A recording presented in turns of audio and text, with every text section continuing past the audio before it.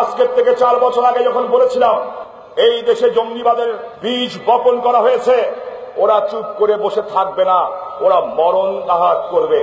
আমি দুঃখের সাথে বলতে চাই, আমার দলের থেকেও অনেকে সেদিন এটার বলেছিলেন শামীম ওসমান ভুল বলছে। এমনকি আমার দলের সাবেক স্বরাষ্ট্রমন্ত্রী, আমার শ্রদ্ধেয় মাতৃতুল্য শাহরাপাও বলেছিলেন এদেশে জঙ্গি নাই।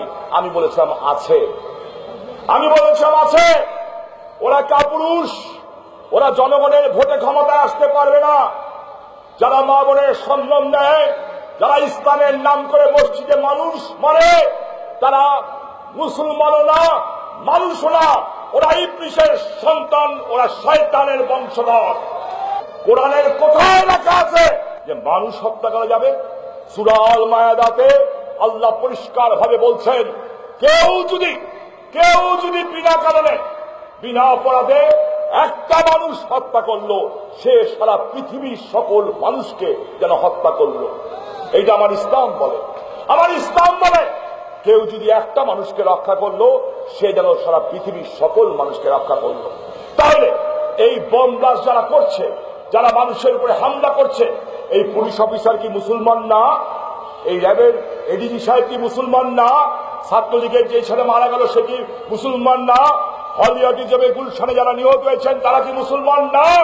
সাধারণ মানুষ যাদেরকে বোম মেরে মারছেন তারা কি মুসলমান না? মসজিদের ভিতরে বোম ফুটানো হচ্ছে তারা কি মুসলমান না? কিসের ইসলাম? তাই আমার প্রথম, আমি মুসলমান হিসেবে একজন মুসলমানের কাছে বলতে চাই, মানুষ হিসাবে মানুষের কাছে বলতে চাই, অসাম্প্রদায়িক হিসাবে অসাম্প্রদায়িক শক্তির কাছে বলতে চাই, অ্যাপিল করতে চাই, প্রস্তুত হন, ওরা মরণ আঘাত করবে। এই টাকা বিদেশ থেকে আসছে, এরা ইহুদিবাদের সৃষ্টি। এত বড় ঘটনা, এত বড় মুসলমানদের নেতা, কই ইসরায়েলে তো একটা হামলা হয় না? সকল হামলা টার্কিতে, সিরিয়াতে, লিবিয়াতে, লেবাননে, প্যালেস্টাইনে হয় কেন? ইসরায়েলে তো একটা হামলা হয় না। আমি বারবার বলছিলাম দেশে জঙ্গি হবে, জঙ্গি হবে। আমি দেশে বিদেশে কাজ করেছি, সব কথা মাইকে খোলামেলা বলা যায় না। সামনে আরো বড় ধরনের আঘাতের চেষ্টা করা হবে, আরো বড় ধরনের আঘাত চেষ্টা করা হবে।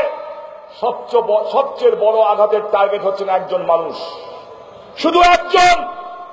সকল শক্তির কাছে, অপশক্তির কাছে একটা টার্গেট এখন, এবং তারা মনে করে বাংলাদেশকে মাথা নিচু করতে হবে, তারা মনে করে বাংলাদেশকে মাথা নত করাবো।